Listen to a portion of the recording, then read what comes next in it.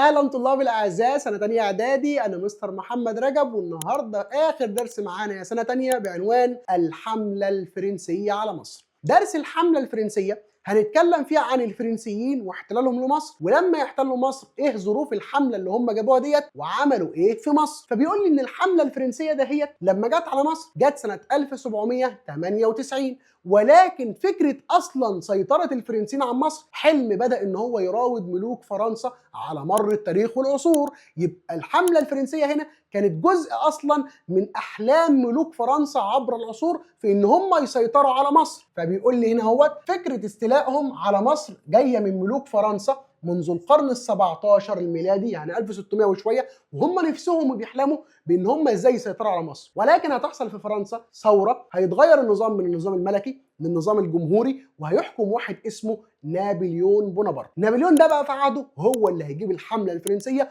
ويسيطر بيها على مصر سنه 1798. طب السؤال هنا هو ازاي الفرنسيين هيسيطروا على مصر؟ ازاي هيعرفوا ان هم يستولوا على مصر؟ هي مش مصر فيها الدوله العثمانيه، هي مش مصر فيها المماليك. قال لي ايوه، بس هنا بقى ان مصر في عهد الدوله العثمانيه بتعاني من ايه؟ بتعاني من ضعف الدوله نفسها. الدوله العثمانيه جيشها بقى ضعيف خالص، في نفس الوقت الصراعات بين المماليك المستمره، مراد بيك وابراهيم بيك اللي هم مسكوا بعد محمد ابو الدهب بقى في ما بينهم صراعات، بقى في ما بينهم حروب وضرب، ومفيش اتحاد ما بينهم. يبقى ضعف الدوله العثمانيه، الصراعات المستمره بين المماليك، تدهور الانتاج الزراعي والصناعي، لا بنصنع اسلحه ولا بنطور من نفسنا، والاكل والشرب على القد. فدي كلها ظروف هتساعد الفرنسيين في ان هم يسيطروا على مصر. يبقى في عوامل هتساهم وهتساعد الفرنسيين في ان هم يسيطروا على مصر. العوامل الداخليه ديت ضعف الدولة العثمانية، الصراع المستمر بين المماليك، العوامل دي برضه تدهور الانتاج الزراعي والصناعي في مصر. طب الفرنسيين هيجوا يحتلوا مصر هيقولوا ايه للعالم؟ ايه الاسباب يا مستر؟ قال لي والله في اسباب معلنة ودي مش حقيقية، وفي اسباب غير معلنة وهي ديت الحقيقية، وهي ديت اللي هتجيب الحملة الفرنسية على مصر. طيب الاسباب المعلنة اللي هي مش حقيقية اللي قالوها للناس، قال لهم ايه؟ قالوا لهم احنا رايحين نحتل مصر عشان خاطر ان احنا نأمن مصالحنا التجاريه، التجاره بتاعتنا متدهوره والتجار بتوعنا مش في امان، فاحنا رايحين نسيطر على مصر عشان كده والله مش اكتر. يبقى هم جايين يسيطروا على مصر، اعلنوا للعالم قالوا ايه؟ قالوا تأمين مصالحهم التجاريه وحمايه الرعايا والتجار الفرنسيين في مصر. قالوا ان الصراعات اللي ما بين المماليك دهيت عملت مشاكل كبيره واضطرابات كتيره في البلد، فالرعايا بتوعي الفرنسيين بتوعي اللي موجودين هناك مش امنين، والتجار كمان بيتسرقوا والتجاره بتاعتهم مش امنه، فانا هروح احتل مصر عشان خاطر أأمن مصالحي التجاريه هناك، وكمان احمي الفرنسيين اللي هم الرعايا الفرنسيين والتجار الفرنسيين في مصر. وكمان انا رايحه برضه عشان خاطر حاجه انسانيه. قالوا لها حاجه انسانيه ازاي يعني؟ قالت انا رايحه عشان احرر مصر من حكم المماليك الظالم، المماليك دولت وحشين والمصريين مظلومين، فانا والله رايحه عشان خاطر مصلحه المصريين لان المماليك دولت ظالمين، وكمان هخلي ليهم حكومه وطنيه، المصريين يا عيني بلدهم فهم الاحق بيها، فانا هروح امشي المماليك واخلي المصريين يحكموا مصر وارجع على طول. كمان انا رايحه عشان ادخل المدنيه الحديثه لمصر، صعبانه عليا مصر قوي، مصر التعليم فيها بقى وحش والحضاره فيها بقت وحشه، ومصر دي كانت طول عمرها رائده الحضاره في العالم الاسلامي، فانا رايحه عشان امشي بقى العثمانيين والمماليك دولت وافتح العزله اللي معموله على مصر دهيت وادخل لهم مظاهر الحضاره الحديثه عشان يتقدموا. طبعا كل ديت اسباب ايه؟ اسباب غير حقيقيه، ده المعلن والغير حقيقي. يبقى خد بالك اسباب الحمله الفرنسيه على مصر انها جاءت لحمايه مصالح فرنسا التجاريه وحماية الرعايا والتجار الفرنسيين في مصر، تخليص مصر من الحكم المملوكي الظالم، وفي نفس الوقت إقامة حكومة وطنية يحكمها المصريين، كمان إدخال مظاهر المدنية الحديثة يعني مظاهر الحضارة المصرية الحديثة. طيب ماشي، طب دي الأسباب يا مستر غير الحقيقية. طب الأسباب الحقيقية الغير معلنة اللي مش أي حد عرفها في الوقت ده. قال لي الأسباب الحقيقية إن فرنسا جاية عشان تسيطر على طرق التجارة بين الشرق والغرب وتقلل النفوذ البريطاني في الشرق عن طريق قطع طريق تجارة الإنجليز إلى الهند، ودي سبب اقتصادي. خد بالك من النقط دي. الهند كانت أفضل مستعمرة إنجليزية، يعني المستعمرة اللي إنجلترا قايمة عليها كده واقتصادها قايم عليه الهند دي. ففرنسا جاية تحتل مصر عشان خاطر تسيطر على طريق التجارة ما بين الشرق والغرب، يعني ما بين أوروبا وما بين الهند ديت والدول الموجودة في آسيا، وفي نفس الوقت تمنع إنجلترا إن هي تتصل بالهند دي خالص. ليه؟ لأن طريق رأس رجاء الصالح في الوقت ده طلع فيه عيوب. المده كبيره طبعا، وكمان بيحصل مشاكل في البحر هناك. فايه اللي بيحصل؟ قال اللي بيحصل هنا السفن ديت بتتكسر والبضاعه بتترمي في قلب المحيطات. عشان كده بدأ بعض الشركات الانجليزيه ان هي تعدي من مصر، وتفضل ان هي تعدي من مصر، خصوصا برضو ان كتير من البضائع بسبب طول المده كانت بتبوظ في الوقت ده. طب ايه اللي حصل هنا؟ قال لي اللي حصل هنا بدأوا ان هم يعدوا من مصر. ففرنسا قالت انا لازم احتل مصر عشان خاطر اسيطر على طريق التجاره ما بين الشرق والغرب، وفي نفس الوقت اقطع طريق ما بين انجلترا وما بين المستعمره بتاعتها في الهند. طب وليه الحقد ده يا مستر؟ هي فرنسا وانجلترا حقودين على بعض ليه؟ قال لي الدولتين دولت كانوا ما بيحبوش بعض نهائي، كان في ما بينهم تنافس كبير لدرجه ان انجلترا ادت ولسوعت فرنسا كام قفا وخدت منها كام مستعمره سخنين. ففرنسا قالت والله لرد القفا اللي انا خدته من انجلترا دهوت 10 اضعاف، وبدات تفكر ولقت ان اهم مستعمره لانجلترا الهند، وبتعدي انجلترا من مصر. فقالت بس اسيطر على مصر، اعمل مستعمره في الشرق عند البحر المتوسط وما اخليش بريطانيا تعدي للهند، وبكده اكون انا متحكمه في العالم، وبكده اكون خدت حقي من انجلترا. طيب ماشي، يبقى رغبة فرنسا في السيطرة على طريق التجارة بين الشرق والغرب وتقليل النفوذ البريطاني في الشرق عن طريق قطع طريق تجارة انجلترا إلى الهند، وده سبب اقتصادي. السبب الاقتصادي الثاني إن هي تستفيد من موارد مصر وموقعها الاستراتيجي وتحولها لمركز للتجارة الفرنسية مع الشرق، يعني تخلي مصر دي مركز تجارة فرنسي، تبيع البضائع الفرنسية لكل حتة في الشرق. كمان من الاسباب بقى السياسيه زياده نفوذ فرنسا في البحر المتوسط وتعويضها عن المستعمرات اللي اتخذت منها بواسطه بريطانيا التي فقدتها عن طريق الصراع مع بريطانيا. يبقى عايزه تعمل ايه؟ تزود نفوذها في البحر المتوسط وتعوض مستعمراتها اللي اتخذت منها بان هي تسيطر على مصر وتعمل امبراطوريه فرنسيه في الشرق تكون قاعدتها مصر. يبقى هي عايزه هنا ايه؟ تزود نفوذها في البحر المتوسط وتسيطر على طرق التجاره وتعوض اللي اتخذ منها من مستعمرات بان هي تعمل امبراطوريه فرنسيه القاعده بتاعتها مصر. قالت مصر دي البدايه، لو سيطرت عليها هسيطر على باقي المناطق اللي حواليها وهعمل امبراطوريه ودوله فرنسيه كبيره. عشان كده دوله فرنسا هتبدا ان هي تعمل اعداد للحمله، هتبدا تستعد ان هي تسيطر على مصر. فنابليون هيبدا ان هو يستعد للقيام بحمله عسكريه على مصر، ولكن الحمله دهيت هتكون حمله سريه. نابليون وهو بيجهز الحمله وبيجهز الجنود بتوعه ما كانش بيقول لهم هم رايحين فين. طب وايه اللي خلى نابليون يبقى ساكت للدرجه دي؟ ما بيتكلمش وما بيقولش اسرار الحمله وما بيعرفش الجنود هم رايحين فين ليه؟ قال لي عشان لا تتسرب اخبار الحمله للاسطول البريطاني اللي موجود في البحر المتوسط. هو خايف من الاسطول البريطاني لان ده اقوى اسطول موجود في العالم كله، لو لمح الفرنسيين في البحر المتوسط هيحطم السفن بتاعتهم ويغرقهم في قلب البحر. يبقى هنا نابليون قام باعداد الحمله بسريه تامه. ليه؟ لتجنب معرفه الاسطول البريطاني للحمله دي. ولكن طبعا بالرغم من حرص نابليون على سريه الحمله الا ان سر الحمله ده وصل فعلا لبريطانيا، وكان قائد الاسطول البريطاني في الوقت ده نيلسون. فهنا البريطانيين قالوا لنيلسون تتبع كده حمله نابليون وشوفوا رايح فين، شكله ناوي على نيه كبيره. وفعلا ده اللي هيحصل. طيب ماشي، نابليون وهو بيعد للحمله الفرنسيه لقيناه بيعمل ايه؟ لقيناه بيجمع برضه علماء وفنانين. طب ليه؟ ليه يا نابليون؟ ده انت رايح حمله، انت رايح حمله تحارب تحتل ارض ناس تانية، واخد معاك علماء وفنانين ليه؟ نابليون قال لك عشان اخلي للحمله ديت طابع حضاري، انا عايز اسيب بصمه ثقافيه وحضاريه، انا عايز الناس تتكلم عن الحمله ديت. دي مش اي حمله، دي الحمله اللي نعوض فيها فرنسا عن كل اللي اتاخد منها وتدي قلم صح لبريطانيا، فالعالم كله هيتكلم عن الحمله دي. فانا مش عايز العالم ياخد انطباع ان انا كنت رايح عشان احتل وخلاص، ده انا عايز كمان يبقى لنا بصمه حضاريه في الحمله دي، يعني يكون لها شكل ثقافي وعلمي كمان. وكمان عشان ادرس احوال مصر من جميع النواحي وكيفيه استغلال مواردها في كل المجالات. انا عايز برضو ادرس الدوله المصريه دهيت واعرف كل كبيره وصغيره فيها عشان اعرف ازاي استغلها استغلال كبير، لان مصر ديت الكنز لا يقوم فرنسا تاني على رجليه. يبقى هو واخد علماء عشان يدرسوا احوال مصر من جميع النواحي وكيفيه استغلال مواردها، واخد مصر عشان يسيب طابع حضاري للحمله، يعني بصمه حضاريه وعلميه وثقافيه للحمله. طيب ماشي، عشان كده بيقول لي نابليون هيبدا ان هو يعمل اذاعه للبيان بتاعه قبل ما ينزل بقواته الى البر في الاسكندريه، وهيبدا يقول للجنود بتوعه ايها الجنود سوف توجهون الى انجلترا ضربه قويه هي الاكيده اكثر من سواها، نديلها ضربه تقسم ظهرها نصين باحتلالنا مصر دي. وكان بيقصد طبعا بالضربه ديت ان هو يقطع الطريق ما بين انجلترا والهند. وفعلا الحمله الفرنسيه بعد ما تم الاعداد ليها خرجت من ميناء في جنوب فرنسا اسمه ميناء طولون، متوجهه فين بقى؟ متوجهه الى مصر. وفعلا وصلت الحمله الفرنسيه الى مصر وتحديدا ميناء مدينه الاسكندريه. الحمله وصلت لمصر في اسكندريه. حلو قوي.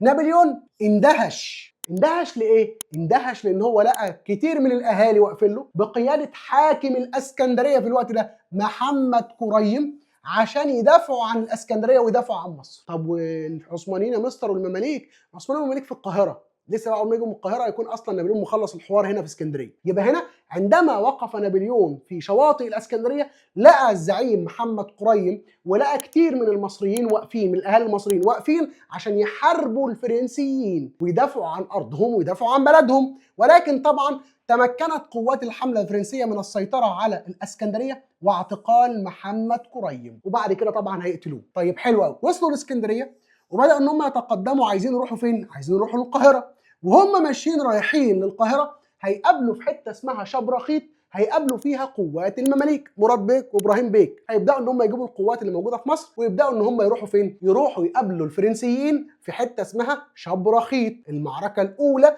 ما بين الفرنسيين وما بين المماليك. احنا قلنا طبعا قبل كده ان احنا عندي جدول كده هو بعرف منه مين اللي يكسب مين على طول. عندي قلنا الانجليز، الفرنسيين، العثمانيين، والمماليك بالترتيب ده كده. اي حد فوق يكسب اي حد تحت، اي حد فوق يكسب اي حد تحت. فانا كده بعرف ايه؟ بعرف نتائج المعركه من قبل ما نشوف. فبيقول لي مثلا المعركه الاولى ما بين المماليك وما بين الفرنسيين هتكون في شبرخيت، النهارده قريبه من محافظه البحيره. طبعا كان في لخبطه هنا ما بين اسم المعركتين، فهنا طبعا هنا شبرخيت وهنا امبابه. طبعا تعالوا كده نشوف المعركه الاولى معانا وهي معركه شبرخيت، المعركه ما بين الفرنسيين والمماليك. اول مواجهه ما بينهم قال لي بالقرب من شبرخيت في البحيره، المماليك بقياده مراد بيك والفرنسيين بقياده نابليون. النتيجه قلنا النتيجه بنعرفها من هنا اهو، الفرنسيين يغلبوا المماليك. ففعلا انتصار الفرنسيين وهزيمه المماليك واضطرار المماليك للتقهقر، للرجوع جنوبا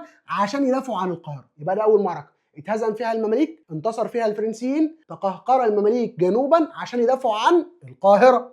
عشان يتقابلوا للمره الثانيه فين بقى؟ قال لي في منطقه امبابه بالقرب من القاهره. طيب الفرنسيين برضه والمماليك، النتيجه اكيد ايه؟ انتصار الفرنسيين وهزيمه المماليك. وفرار بقى مين؟ قال لي فرار مراد بيك الى الصعيد. مراد بيك جري على الصعيد عشان ما يتمسكش، لو اتمسك هيتقتل. وجري ابراهيم بيك ومعه الوالي العثماني الى الشام. طبعا بعد ما شالوا وحملوا معاهم كل حاجه يقدروا ان هم يشيلوها غاليه وليها قيمه، وتركوا المصريين في مواجهه مصيرهم مع الحمله الفرنسيه.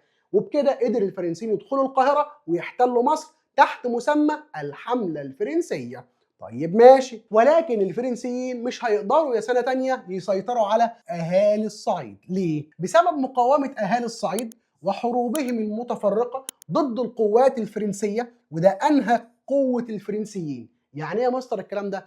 قال لي يعني الحملة الفرنسية بجلة قدرها ما قدرتش ان هي تخضع الصعيد لحكمها. ليه؟ قال لي لأن أهالي الصعيد كانوا بيعملوا حروب اسمها حروب متفرقة، اضرب واجري، اضرب واجري. يضرب الجيش الفرنسي ويجري يتفرق في الشوارع وفي البيوت وكل حته. فالجيش الفرنسي هنا ما يقدرش يحارب حرب زي دي لان هو جيش نظامي، عايز جيش تاني قصاده ويواجهوا بعض ويضربوا بعض. ولكن هنا المصريين من اهالي الصعيد حاربوا حروب متفرقه، يضربوا ويجري يضربوا ويجري. فهنا ده انهى قوه الجيش الفرنسي، فما قدرش نابليون ان هو يسيطر على اهالي الصعيد. وفعلا نابليون ساب اهالي الصعيد ورجع القاهره عشان يقوم بيه اصلاحات في مصر. عايز يعمل بقى شويه اصلاحات ويظبط الدنيا. ولكن فوجئ بخبر كبير، وهو مجيء الاسطول البريطاني بقياده نيلسون الى شواطئ الاسكندريه. وجه فين؟ جه عند منطقه ابو قير او خليج ابو قير في اسكندريه. فهيعملوا بقى معركه. نابليون امر الجيش بتاعه ان هو يحارب الاسطول الانجليزي، وفعلا راحوا منطقه ابو قير. فالاسطول الانجليزي قال لهم لو رجاله اطلعوا على السفن وتعالوا لنا. وفعلا هنا الفرنسيين ركبوا السفن ودخلوا يحاربوا الاسطول البريطاني اللي هو اقوى اسطول في البحر في الوقت ده. طب النتيجه ايه؟ قال النتيجه معروفه. النتيجه معروفه ازاي يعني يا مستر؟ قال لي اقوى اسطول في البحر هيحارب اسطول تاني، النتيجه ايه؟ محسومه. فقال لي هنا هو اطراف معركه ابو قير البحريه. خد بالك اسمها ابو قير البحريه عشان هتجيلنا معركه تانيه بعد كده اسمها ابو قير البريه ابو قير البحريه اللي كانت معموله في شهر 8 98. المعركه دهيت ما بين القوات الانجليزيه والفرنسيه، الاسطول الانجليزي بقياده نيلسون والاسطول الفرنسي في الوقت ده. نتائجها ايه؟ تدمير اسطول الحمله الفرنسيه. الاسطول الفرنسي اتدمر زي ما اتدمر قبل كده الاسطول المملوكي قدام البرتغاليين، اتدمر برضه الاسطول الفرنسي قدام الانجليز. ولما اتدمر اسطول الحمله الفرنسيه انقطع بكده الاتصال بين نابليون وما بين فرنسا. نابليون لو حب يجيب اي حاجه من فرنسا مش هيعرف يجيبها. ليه؟ لان السفن بتاعته اتحطمت، وبكده برضه حرمت الحمله الفرنسيه في مصر من امدادات فرنسا لها. يبقى الاسطول الانجليزي في معركه ابو قير البحريه علم على الاسطول الفرنسي ودمره، وبكده انقطع الاتصال ما بين نابليون في مصر وفرنسا، وحرمت الحمله الفرنسيه في مصر من امدادات فرنسا لها. لو حبت تجيب اسلحه او تجيب جنود مش هتعرف عشان الاسطول اتدمر. طيب ماشي، في الوقت ده بقى المصريين هيبداوا يعملوا ثوره، وهي ثوره القاهره الاولى في اكتوبر 98 1798. يعني مركزها ايه؟ قال لي مركزها الجامع الازهر الشريف. المصريين هيطلعوا من الجامع الازهر الشريف في ثوره ضد مين بقى؟ ضد الفرنسيين، اندلعت في شوارع القاهره ضد قوات الحمله الفرنسيه. طب السبب هنا ايه؟ قال لي السبب هنا ان نابليون لما اتحطم الاسطول بتاعه عايز يجيب فلوس من المصريين باي شكل عشان يبني الاسطول مره ثانيه، فبدا ان هو يفرض ضرائب باهظه على المصريين، ويقوم جنوده بتفتيش البيوت بحثا عن الاموال، وقام بهدم الكثير من الاثار والمساجد والمباني بحجه ان هو بيحصن القاهره، خايف لا الانجليز يخشوا عليه من ابو قير يخشوا يحتلوا القاهره منه ويحتلوا مصر منه. فبدا ان هو يهد الاثار ويهد المساجد ويهد مباني كتيره عشان خاطر يحصن القاهره، وبدا ان هو يفرض ضرائب كتيره على المصريين، وبدا ان هو يفتش البيوت بحثا عن الاموال، وقام بقتل محمد قريم في الوقت ده حاكم الاسكندريه. فالمصريين قالوا لا مش هنسكت على الكلام ده. كده الفرنسيين زودوها قوي، وراحوا المصريين نازلين للشوارع وطلعوا من الازهر الشريف وبداوا يعملوا ثوره ضد الفرنسيين. قلنا بسبب الضرائب الباهظه، تفتيش البيوت بحثا عن الاموال، هدم الاثار والمساجد والمباني لتحصين القاهره، قتل الفرنسيين لمحمد قريم، السيد محمد قريم. السيد ده طبعا بيكون لقب معانا. طيب ماشي، نتائجها ايه؟ قال لي نتائجها الفرنسيين ما تعاملوش برحمه مع المصريين. قامت القوات الفرنسيه باخماد الثوره مستخدمه سياسه العنف، حيث قتلوا الكثير من الثوار من الاهالي المصريين، كما انهم دخلوا الازهر بخيولهم. قالوا الازهر ده بقى اللي انتوا بتخرجوا منه هو ده اللي بيشجعكم على الثوره بتاعتي، وراحوا داخلين بالخيول بتاعتهم للجامع الازهر الشريف. ده طبعا حاجه مش حلوه خالص من نابليون. يبقى تاني كده، قامت القوات الفرنسيه باخماد الثوره بالعنف، قتل الالاف من الثوار المصريين، ودخل الفرنسيون الجامع الازهر بخيولهم، عشان كده تم اخماد الايه؟ الثوره. طيب حلو خالص. هتيجي بقى حاجه تانية اسمها الحمله الفرنسيه على الشام. الفرنسيين وهم موجودين في مصر هيعملوا حمله على الشام. طب الحمله اللي على الشام ديت اسبابها ايه؟ تعال نشوف. نابليون لما خلاص اتخلص من ثوره القاهره الاولى تفرغ ان هو يقوم بتحصين مصر. ليه؟ عشان يتصدى لغارات العثمانيين، لان العثمانيين مش ساكتين. العثمانيين هيبداوا ان هم يحاولوا يستعيدوا مصر من الحمله الفرنسيه. فالعثمانيين هيعملوا معاهده مع مين؟ مع بريطانيا اللي بتجرح فرنسا. العثمانيين قالوا لبريطانيا حط ايدك في ايدي ونطلع فرنسا من مصر. وكمان مع روسيا، الدنيا بقت حلوه من روسيا وما بين الدوله العثمانيه في الوقت ده، كانت وحشه قبل كده في عهد علي بيك الكبير لما استولى على مصر. طيب ماشي، واتفقوا على ان هم يبعتوا جيشين، جيش بري من ناحيه الشام عشان يجي على عريش في مصر، يخش مصر من ناحيه مدينه العريش، وجيش بحري يجي بمساعده الاسطول البريطاني عن طريق البحر على ميناء اسكندريه في مصر. يبقى خد بالك بقى، خد بالك، يبقى الدوله العثمانيه هنا حطت ايديها في ايدين مين؟ في ايدين بريطانيا وفي ايدين روسيا عشان يخرجوا الحمله الفرنسيه من مصر. حلو الكلام؟ حلو الكلام. فاتفقوا على ايه؟ ان هم يبعتوا جيشين، جيش يجي من بلاد الشام على عريش في مصر، وجيش يجي من البحر المتوسط بمساعده الاسطول الانجليزي الى منطقه ابو قير في الاسكندريه. فنابليون عرف بامر الحملتين اللي هتبعتهم الدوله العثمانيه.